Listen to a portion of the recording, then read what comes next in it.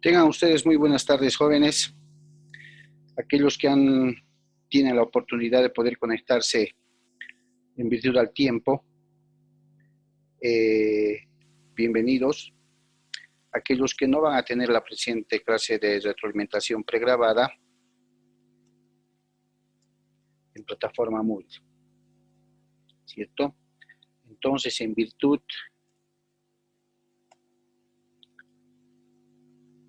Hola, Jocelyn, buenas tardes.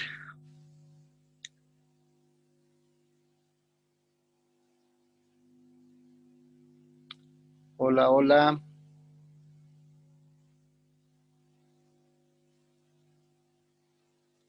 Aló, Jocelyn, buenas tardes.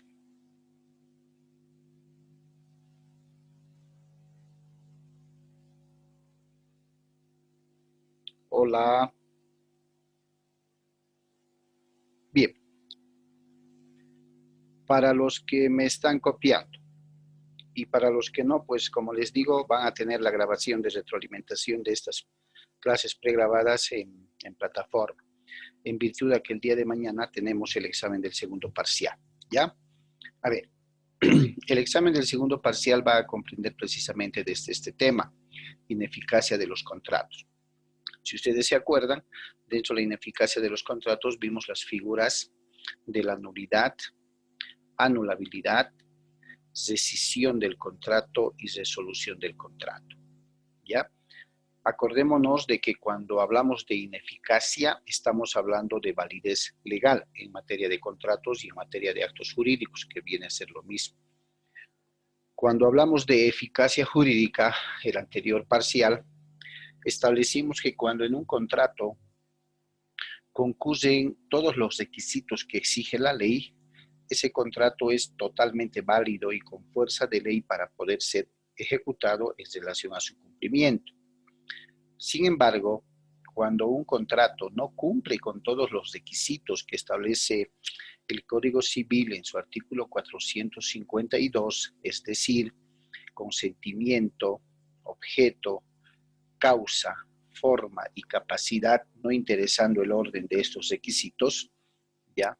Cuando un contrato no cumple con estos 5 requisitos que establece la ley, decía, pues podemos hablar de que legalmente va a ser ineficaz, no nos va a servir, no va a ser muy útil. Y dentro de la figura de la ineficacia, pues con seguridad van a surgir institutos jurídicos como los que les había mencionado.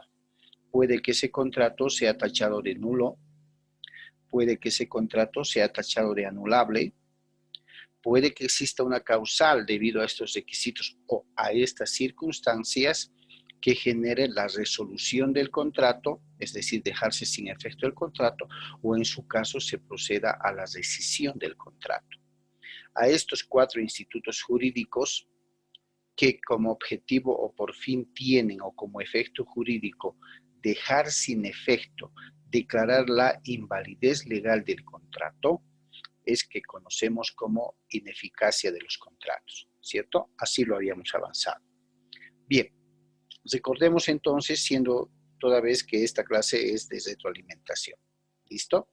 No vamos a entrar a pormenores, sino directamente a la nulidad. La nulidad por excelencia es uno de los institutos jurídicos que acarrea el dejar sin efecto totalmente o circunstancialmente, parcialmente la validez de un contrato. Recordemos entonces qué dijimos de la nulidad. ¿Ya? Fíjense, la nulidad es una de las formas de ineficacia de un acto jurídico o de un contrato como consecuencia de que este contrato o acto jurídico carece de las condiciones, carece de los requisitos necesarios para su validez. Sean estos requisitos o sean estas condiciones de fondo o de forma. En términos más comprensibles, la nulidad, fuera de ser una forma de ineficacia de un contrato, va a tener asidero, va a tener sustento cuando en ese contrato no concurran los requisitos exigidos por ley que le van a dar la validez. Por eso dice, carece de los requisitos o condiciones necesarios para decir que ese contrato es válido.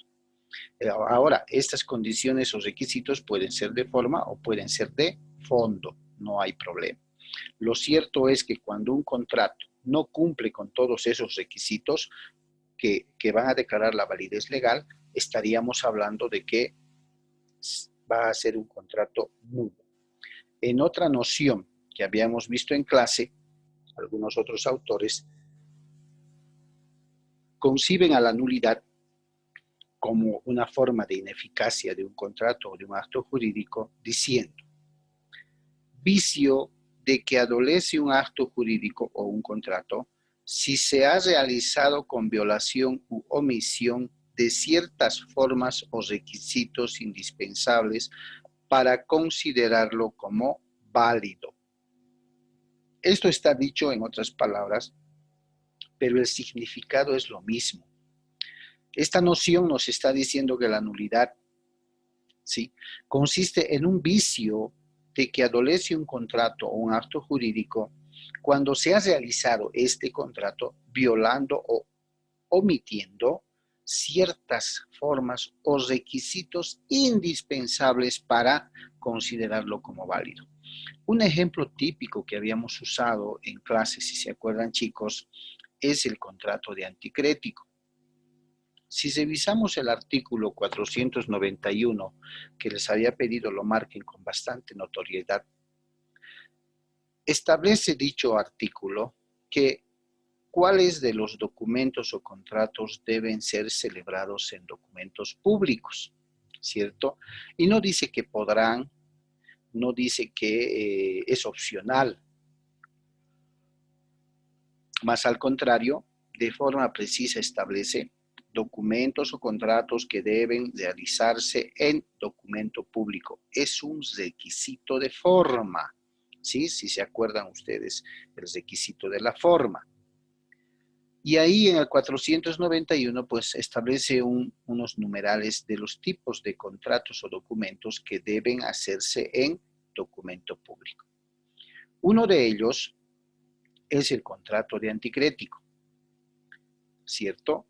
Si yo adecuo ese ejemplo con la noción de lo que es la nulidad, ya sea como vicio del que adolece un acto jurídico, ya sea como un acto jurídico que carece de las condiciones o requisitos necesarios para su validez, sean ellos de fondo o de forma, ojo, de forma, y cuando la norma legal, el 491, en el numeral del contrato de anticrético, me está ordenando, si vale el término, me está diciendo que cuando yo, abogado, deba realizar un documento de anticrético, un contrato de anticrético, debo hacerlo en documento público. Sin embargo, por alguna omisión, por algún error involuntario, un olvido involuntario, llamémosle así, yo elaboro o realizo un contrato de anticrético sin respetar la forma de documento público y lo hago en documento privado, estoy viciando de nulidad ese contrato. Definitivamente estoy viciando de nulidad ese contrato. ¿Ya? A eso se refiere la nulidad. Es aquel acto jurídico que no tiene validez legal. ¿Por qué? Porque no ha cumplido con los requisitos o condiciones necesarias para su validez que establece, en nuestro caso, el Código Civil. Se ha omitido, se ha violado. En el ejemplo del contrato de anticrético queda claro, la norma me está ordenando que debo hacerlo en documento público y yo por alguna circunstancia involuntaria, llamemos así, lo he realizado en el formato de documento público, en la forma de documento privado, más bien dicho. Entonces estoy omitiendo, estoy violando lo que la misma norma me está ordenando. Y lo que estoy haciendo como efecto jurídico de ese contrato es quitarle la validez legal. La nulidad se asemeja al cero en materia matemática. El cero por sí solo no tiene valor alguno, ¿cierto? Cero es un número vacío.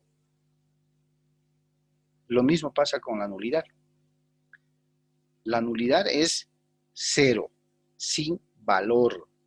Por lo tanto, todo acto jurídico, en este caso, todo contrato que se realice sin respetar todos los requisitos, las condiciones que establece la ley para dar la validez legal a ese contrato va a ser nulo. Va a ser nulo. ¿Ya? En clase, habiendo ya avanzado este tema, porque esta viene a ser de retroalimentación, les había pedido que revisen en el Código Civil las causales de nulidad de un contrato. ¿Ya? Si mal no recuerdo, son 6, 7 causales. Por ejemplo, una de ellas dice, por faltar en el contrato el objeto. ¿Qué es el objeto? El objeto es viene a ser uno de los requisitos del contrato, lógicamente, pero ¿qué es el objeto? Es el para qué del contrato. Es el para qué estoy contratando, ¿cierto? Y si le falta el requisito del objeto en el contrato, lógicamente va a ser nulo, ¿sí? Otra de las causales de nulidad que establece el Código Civil es por faltar en el objeto del contrato las condiciones de ley. ¿Cuáles son las condiciones o requisitos que debe cumplir el objeto como requisito del contrato? Lo habíamos visto. Y habíamos establecido que el objeto de todo contrato, primero debe ser lícito y segundo debe ser determinable o realizable. Lícito debe tener un para qué legal, un fin legal. Y determinable, pues debe ser materializable. Se debe poder hacer, quiere decir. ¿Ya? Entonces, cuando se declara la nulidad de un contrato, ¿sí? Esta nulidad, y recuerden bien, tiene que ser declarada judicialmente. Debe pasar por un proceso ordinario de nulidad de acto jurídico de contrato, aunque el Código Civil establezca la palabra es nulo de pleno derecho. Cuando dice que no está mal, lógicamente, cuando el Código Civil establece que ciertos actos que no cumplan con los requisitos, como la ley manda, son nulos de pleno derecho, está hablando de que no tienen ningún valor legal. Y la circunstancia que va a refrendar la invalidez de ese contrato va a ser una sentencia emitida por una autoridad judicial en materia civil, cuando hablamos de contratos en materia civil. Tercera característica de la nulidad que habíamos visto, ¿no? La nulidad se divide doctrinalmente en dos clases: nulidad absoluta y nulidad relativa, también llamada anulabilidad, que la vamos a ver enseguida. La nulidad absoluta por excelencia es de la que estamos hablando. ¿Cuándo es nulo un contrato? Reitero, cuando se viola los requisitos o las condiciones que establecen la ley en relación a un contrato. Se considera que no tienen valor alguno. Se considera que jamás han nacido a la vida jurídica. ¿Ya? Esa es la nulidad absoluta. ¿Por qué? Porque cero no vale, no sirve, no es útil. Y si acaso una vez firmado el contrato con esos vicios de nulidad hubiera sido utilizado en actos jurídicos posteriores, es decir, utilizando ese contrato considerado nulo, hubiera sido utilizado para ciertos actos posteriores, es decir, con ese contrato ya han hecho algo, cuando se declara la nulidad del mismo, todos los efectos jurídicos se retrotraen. ¿Qué quiere decir? Vuelven al punto de origen. ¿Por qué? Porque no tienen valor alguno, porque no sirven para nada y porque se considera que jamás nacieron a la vida jurídica. Entonces, declarada la nulidad, vuelven al punto de inicio hasta el día en que se elaboró ese contrato, dejando sin efecto legal todos los actos posteriores que hayan podido realizar. ¿Ya? En cambio, la nulidad relativa, también llamada anulabilidad en nuestro medio, son aquellos actos jurídicos o contratos en los que se pueden encontrar ciertos vicios internos al acto jurídico, pero que se consideran válidos mientras no se declaren judicialmente que son anulables.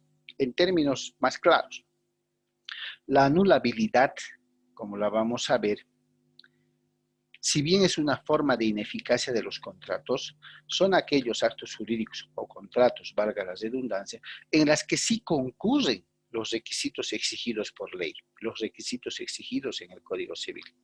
Sin embargo, de concurrir y de existir todos los requisitos, ¿ya? Existen ciertos vicios internos dentro del mismo contrato que pueden en algún momento ser la consecuencia para que el contrato se declare anulable. Ojo, no estoy hablando ya de nulidad, estoy hablando de anulabilidad. Y mientras un juez no declare aquello, ese contrato va a ser válido y se va a seguir usando. Esa es la diferencia con la nulidad absoluta o nulidad como la conocemos. Es importante también que recordemos que quienes pueden demandar la nulidad de un acto jurídico, quienes pueden demandar la nulidad de un contrato.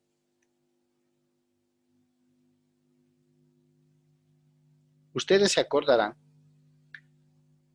que cuando hablamos de nulidad, ojo, y esto puede ser pregunta de examen, establecimos que cualquier persona puede demandar la nulidad de un acto jurídico.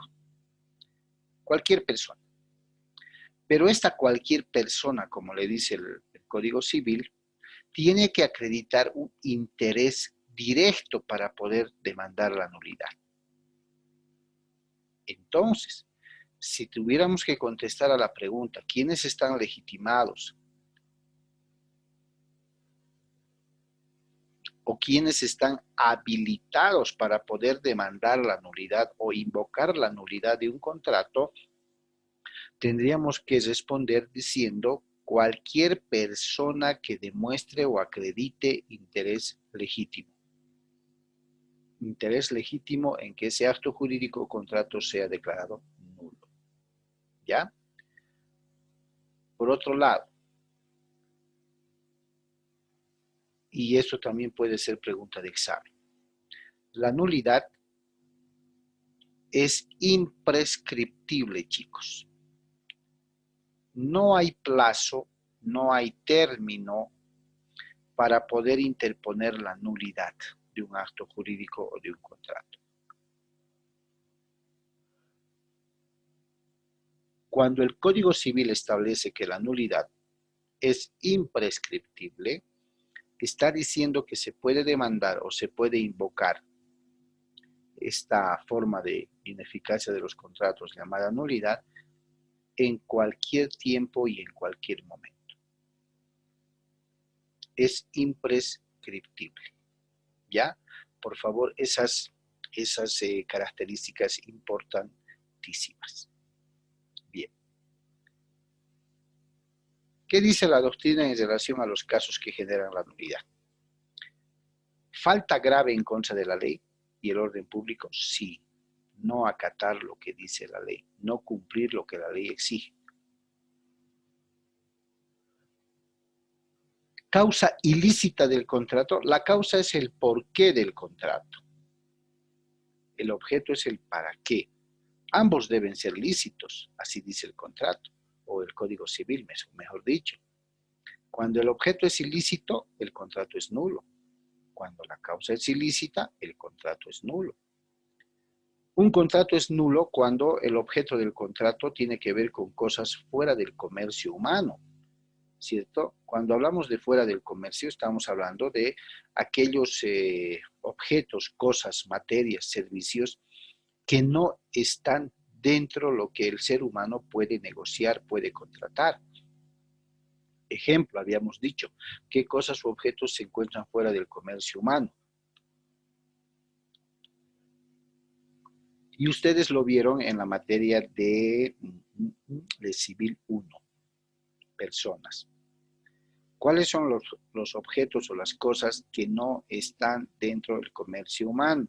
El nombre, el domicilio como atributo de la personalidad, no estoy hablando del inmueble, la nacionalidad, la imagen, el estado civil.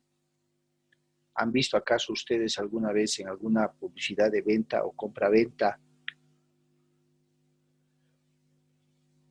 alguna que diga, se vende el apellido Flores, vendo mi estado civil soltero. No, esas son cosas o objetos, como dice la ley, que se encuentran fuera del comercio y el ser humano no puede negociar, por tanto no puede contratar. Ese objeto es ilícito y si es ilícito, el contrato va a ser nulo. Finalmente, ausencia de elementos esenciales o los establecidos por ley para cada caso concreto. Típico ejemplo, reitero, el contrato de anticrético. El Código Civil me dice en su artículo 491 que el contrato de anticrético, entre otros, debe ser celebrado o realizado en documento público, respetando la forma del contrato de documento público. Si lo hago en la forma de contrato privado, pues estoy omitiendo, estoy violando lo que dice la ley, por tanto ese contrato va a ser nulo. ¿Ya? Bien. Anulabilidad. Ahí está. También llamada nulidad relativa. Un contrato es anulable cuando, concurriendo todos los requisitos esenciales, adolece de un vicio que lo invalida, lo que les decía. Vamos a hablar de anulabilidad teniendo en la mente la concepción de que un contrato cumple con todos los requisitos de ley, pero que internamente hay un vicio que lo puede invalidar. ¿Ya? La diferencia de la nulidad es que el contrato es nulo cuando no cumple con todos los requisitos que la ley exige. En cambio, cuando hablamos de anulabilidad, estamos hablando de un contrato donde sí concurren los requisitos, pero internamente hay un pequeño vicio o vicios que pueden generar su invalidez legal. Los actos anulables son válidos mientras no se declare su nulidad o su ineficacia. De ahí que la anulabilidad es llamada también nulidad relativa. Lo que quiere decir que estos contratos con ciertos vicios se pueden subsanar, se pueden confirmar. Ejemplo, típico además. Resulta que un matrimonio tiene un departamento registrado lógicamente a nombre de los dos.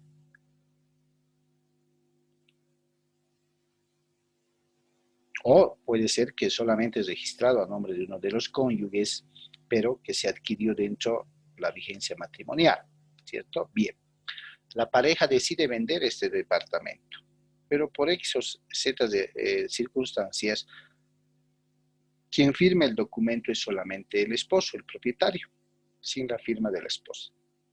Firman el documento, se va a protocolizar. Cuando se esté ingresando el trámite a derechos reales para la inscripción del nuevo derecho propietario, lo que va a ocurrir es la observación que va a hacer derechos reales y va a decir, momentito, este inmueble pertenece a dos personas, solamente está firmando una. Mediante una escritura o documento complementario, ¿sí?, complementen el consentimiento o la aceptación de la esposa. Fíjense, hasta donde se hizo el contrato, concurrieron todos los elementos, todos los requisitos. Perfecto, se hicieron los trámites previos, pero cuando estaba ingresando a derechos reales para la respectiva inscripción, derechos reales observa y dice, momentito, acá aparecen dos propietarios. El señor es casado, además, aunque no dijera el nombre de la esposa.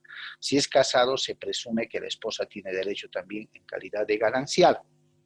¿Ya? Entonces les pide que hagan un documento complementario donde la esposa manifieste su aceptación o dé por bien hecha esa venta. El contrato no es nulo, el contrato sirve, pero hay un vicio que de momento lo invalida. Y ese vicio tiene que ver con la aceptación de la esposa. Entonces, ¿qué hacen? Realizan un documento complementario en el que la esposa firma y dice, doy por bien hecho lo suscrito por mi esposo, por tanto, como esposa y también propietaria, confirmo la venta realizada en documento de fecha tal.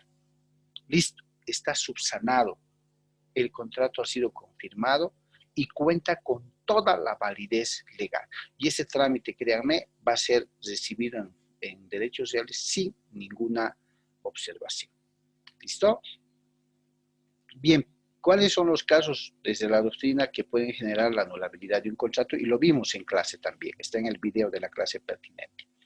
Vicios del consentimiento, es causal de anulabilidad. ¿Y cuáles son estos vicios del consentimiento? Recordemos un poco. Error, violencia, dolo. ¿No? Error, violencia, dolo son vicios del consentimiento. El consentimiento puede estar en el contrato, pero si ese consentimiento internamente tiene vicios, podría generar la anulabilidad del contrato. Vicios derivados de la capacidad de los contratantes. ¿Se acuerdan ustedes? No me acuerdo el número del artículo, pero analizamos en el Código Civil y decía, quien siendo capaz jurídicamente es incapaz de querer y entender al momento de celebrar el contrato. ¡Wow! Quien siendo capaz jurídicamente, hasta ahí me está diciendo que tiene capacidad jurídica. Coma, dice, ¿no? Fuera incapaz de querer y entender al momento de celebrar el contrato. Es capaz jurídicamente, pero a momento de celebrar el contrato es incapaz de querer y entender. Y dedujimos, y mejor dicho, deducimos que se trataba de las personas en estado de ebriedad o personas bajo la influencia de alguna sustancia controlada, que si bien son capaces jurídicamente, son mayores de edad, no son interdictos ni están limitados, en el momento de la firma del contrato, al estar en estado de ebriedad o bajo los efectos de alguna sustancia controlada, son incapaces de querer y entender. Ese es un vicio de la capacidad que podría generar la anulabilidad de un contrato, pero se puede subsanar cuando él confirma en un documento complementario, dice, sí, yo he firmado esto y lo confirmo. Listo, he vendido y faltó.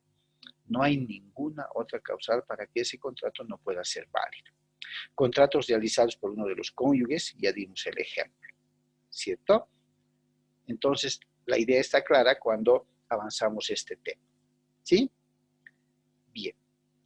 A ver, tenemos en línea, hola Jocelyn, buenas tardes. O creo que estás sin micrófono.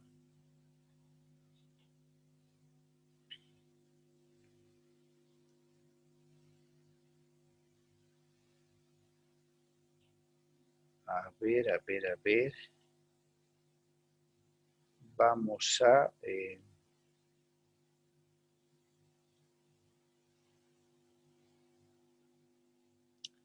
continuar con la retroalimentación y vamos a ver lo que son la resolución y la rescisión de los contratos. ¿Ya? Bien. A ver, vamos a ver. ¿Dónde están esos contratos?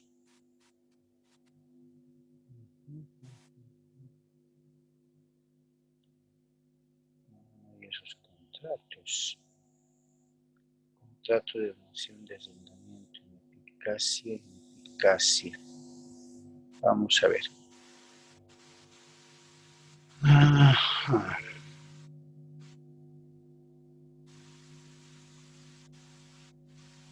Allá, aquí estamos. Es precisamente este.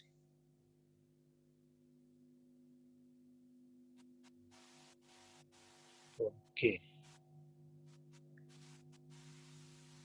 Ineficacia. A ver, permítanme chicos un rato. Aquí lo tengo. Bien. A ver. Si se acuerdan, fuera de la nulidad y de la anulabilidad que conforme vimos hace un momentito atrás, ahí está. También vimos las figuras de rescisión y resolución de los contratos. ¿Ya? Básicamente dentro de la resolución de los... pero antes de que me olviden esta retroalimentación, tengo que decirles que a diferencia de la nulidad en el tema de la anulabilidad no es imprescriptible como la nulidad. La anulabilidad prescribe a los 5 años, es decir, tiene un plazo, un término en el que se puede demandar o invocar, ¿ya? En cambio, la nulidad, recordemos, es imprescriptible. La anulabilidad prescribe a los 5 años. Segunda gran diferencia, En la nulidad, cualquier persona que acredite su interés legítimo puede demandar. En la anulabilidad, solamente pueden demandar las personas perjudicadas, una de las partes perjudicadas en el contrato. ¿Ok? Por favor, tomen en cuenta esos datos. Bien. Posteriormente, dentro del mismo tema de la ineficacia de los contratos, decía, vimos la resolución del contrato y la rescisión del contrato. ¿Qué es resolver un contrato? ¿Qué es la resolución? Ahí está. Consiste en dejar sin efecto un contrato como consecuencia del incumplimiento de una de las partes. Ajá. Entonces vamos a entender que la resolución es una forma de ineficacia de los contratos que se genera a raíz de que una de las partes incumple lo que han contratado. ¿Ya? Por tanto, nace para la parte que ha cumplido el derecho de pedir que se deje sin efecto el contrato, inclusive reconociendo daños y perjuicios ocasionados. Ahí está, incumplimiento de una de las partes. ¿Ya? Si se acuerdan, cuando avanzamos este tema, establecimos en el Código Civil, si mal no recuerdo, revísenlo por favor, en el artículo 568 del Código Civil, establecimos que, habiendo suscrito un contrato, la parte que ha cumplido puede demandar la resolución del contrato a raíz del incumplimiento de la otra parte, pidiendo también que se les reconozca daños y perjuicios ocasionados. Por otro lado, la parte que ha cumplido, dice, también no solamente puede exigir la resolución del contrato, es decir, que se deje sin efecto el contrato, sino que puede exigir el cumplimiento del contrato. Estamos hablando al juez. En caso de exigir el cumplimiento del contrato, con seguridad que el juez le va a ordenar a la otra parte que cumpla en toda la integralidad del contrato. Cumple el contrato integralmente, totalmente, ¿ya? Con el consecuente reconocimiento de daños y perjuicios. Entonces, dijimos frente a la nulidad, a la resolución más bien, de que la resolución se va a generar cuando dos personas firman un contrato donde concurren todos los requisitos legales. Ese contrato es totalmente válido y conforme se ha pactado, dependiendo de qué tipo de contrato es, resulta que una de las partes nomás cumple y la otra incumple. Ante el incumplimiento de esta parte, la parte que ha cumplido, ¿sí?, tiene el derecho de pedirle al juez en una demanda de que deje sin efecto el contrato porque el otro ha incumplido. Y como ha incumplido, señor juez, le dice solicito se me reconozca todos los daños y perjuicios que me ha ocasionado ese incumplimiento. Esa es la resolución, chicos. La palabra clave para poder reconocer cuándo es una resolución y no confundirse con la nulidad o anulabilidad es la palabra incumplimiento. Vamos a hablar de resolución cuando una de las partes que ha suscrito el contrato ha incumplido el mismo contrato. Entonces, cuando hay incumplimiento, no podemos aplicar la nulidad, no podemos aplicar la anulabilidad. La figura o el instituto jurídico adecuado es la resolución. ¿Ya? Por favor, tómenlo muy en cuenta, revisando cualquier duda en el Código Civil. Bien, así de cortito vimos el tema de la resolución del contrato.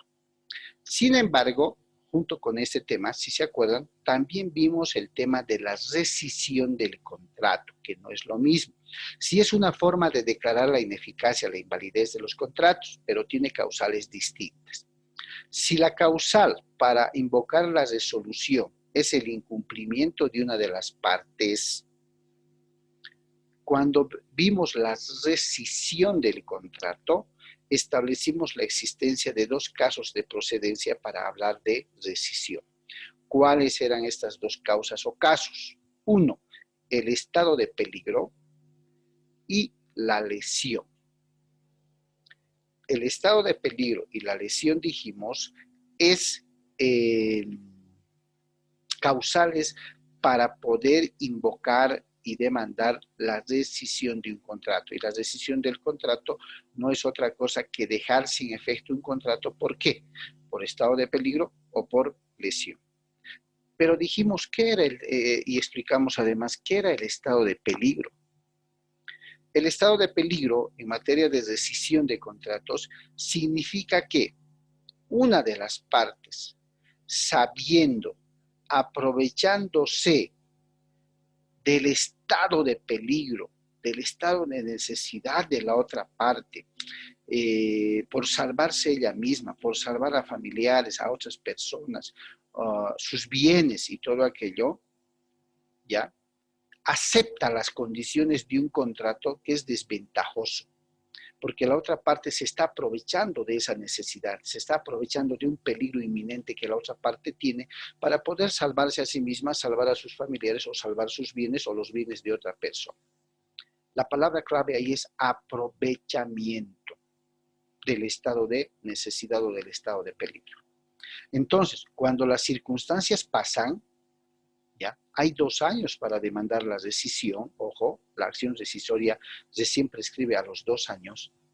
Cuando las circunstancias anómalas pasan y la otra parte, la perjudicada de la que se han aprovechado, se da cuenta y dice, pero a ver, hablemos de un contrato de compra-venta, de un lote de terreno, digamos. Ay, en mi peor necesidad he vendido ese mi lote a precio de gallina muerta y el comprador se ha aprovechado de lo que yo necesitaba urgente para salvar un gasto de salud y lo que sea, y está dentro de los 2 años, puede demandar la rescisión del contrato. ¿Qué quiere decir? Puede demandar que se deje sin efecto ese contrato y solicitar que el vendedor les reintegre la parte de la que se ha aprovechado, del monto. Digamos que ese lote de terreno valía $60,000 y debido a la necesidad, al estado de peligro del que se ha aprovechado el vendedor, le ha vendido en $45,000. ¿Ya? Entonces, el vendedor más bien se da cuenta y dice, lo he vendido muy barato. Podría haber ganado unos 15,000 más. Entonces, si está dentro de los 2 años, puede invocar la rescisión del contrato, se deje sin efecto y pedirle al juez que el comprador les reintegre los 15,000 que realmente valía en el mercado comercial su lote. ¿Ya? Ahora, también se los realiza con daños y perjuicios. También se lo realiza, se lo demanda con daños y perjuicios.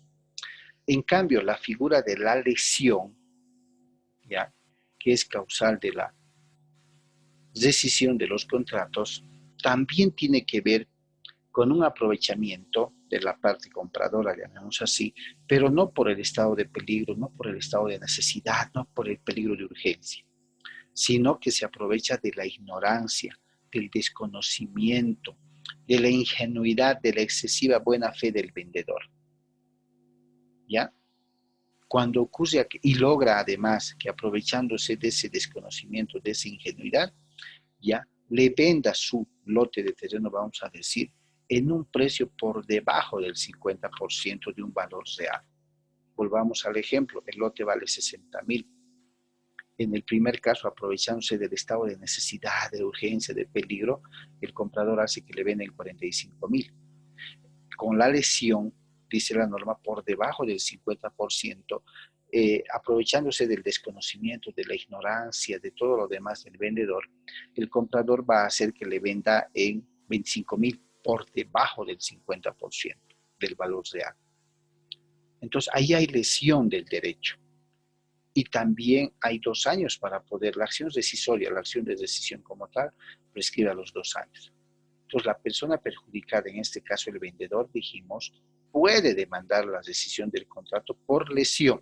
Señor juez, aprovechándose de mi desconocimiento en valores de inmuebles, de mi ignorancia en el tema de averiguar cuánto vale un terreno, es que este señor, al haberme comprado, me ha pagado un valor que ni siquiera llega al 50%. Por tanto, conforme manda la norma, hay lesión, por lo que invoco la rescisión del contrato, pidiendo que se reintegre el monto del valor comercial o en su caso le devuelvo su sus 25.000 y el lote vuelve a mi propiedad. Se deja sin efecto el contrato. Esa es la decisión, chicos. Prescribe a los 2 años y lógicamente puede interponer la demanda a la persona que se sienta perjudicada. En el ejemplo que les di, el vendedor. ¿Ya? El vendedor. Jocelyn, por favor, no te olvides de registrarte en el chat. Bien, posteriormente a los temas de la ineficacia del contrato, si se acuerdan, vimos el contrato de compra-venta, ¿no? El contrato de compra-venta.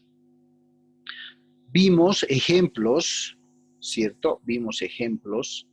Hicimos la diferenciación entre lo que era un documento público y un documento privado, si se acuerdan. El proyecto de documento público, el contrato que vamos a hacer,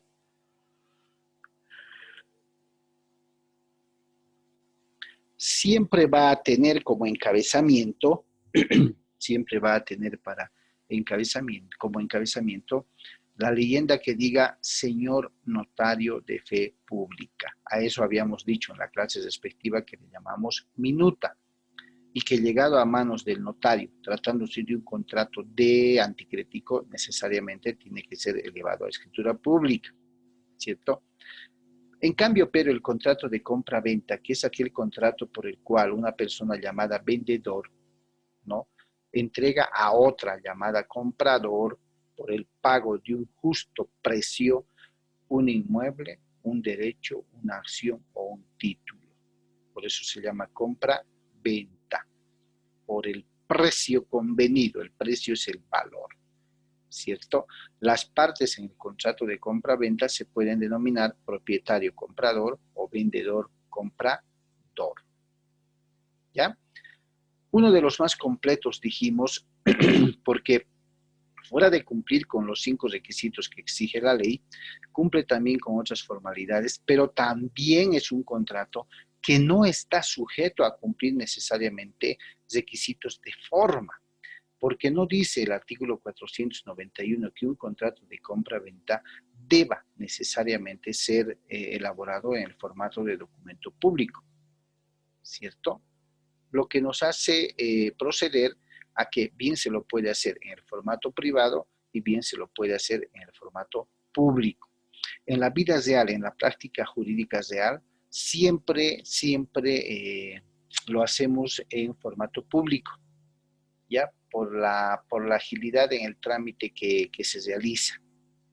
Esa es la ley. ¿Por qué? Porque la ley, si bien no nos dice que necesariamente deba hacerse en público o en privado, eso nos autoriza a hacerlo en cualquiera de los dos, nosotros en la vida real lo hacemos en minuta para que sea elevado a instrumento público para efectos de darle más celeridad al trámite. ¿Listo? Vimos el precio. El precio no es otra cosa que el costo, el monto que vale un determinado bien, sea mueble, sea inmueble, sea de cualquier categoría, que debe pagar el comprador a favor del vendedor. Este precio, cuando no es fácilmente determinable, se los realizará mediante el peritaje de una persona especializada en el rubro. Digamos que yo tengo mi casita, pero de forma directa, de forma certera, no conozco cuál es el valor de esa mi casita. No conozco. Entonces la ley en esos casos me dice que cuando se desconozca o no pueda determinarse de manera fácil, llamémosle así, el valor de un bien, este va a ser elaborado por una persona especialista en el rubro, en la materia. ¿A quién tendría que llamar para que me haga un avalúo? A un arquitecto o a un ingeniero. Ellos manejan los valores de precios en el mercado de la construcción, digamos así, si son bienes inmuebles. ¿Ya? Entonces, ese es el precio. Les decía, vimos la diferencia entre minuta, proyecto de documento público, y documento privado. Decíamos que la minuta siempre va a empezar con la leyenda señor notario de fe pública y el documento privado siempre va a empezar con los términos documento privado, contrato privado de compra-venta, cosas así. ¿Cuál es la solemnidad? Que cuando es minuta y deba ser documento público, el notario va a protocolizar ese documento. ¿Qué pasa si es documento privado? Lo único que el notario hace es adherirle una hoja al contrato, que es el formulario de certificación de firmas y rúbricas, más conocido en nuestro medio como reconocimiento de firmas, ¿ya? Y el título siempre empieza ya no con notario de fe pública, sino empieza contrato privado de compra-venta, documento privado de compra-venta o venta de un lote de terreno o cosas similares. ¿Listo? Entonces, mucho cuidado con ese tema. Bien, a ver, Jocelyn, creo que estás sin micrófono. Si no, escribime al chat. Confírmame si estás con micrófono o no.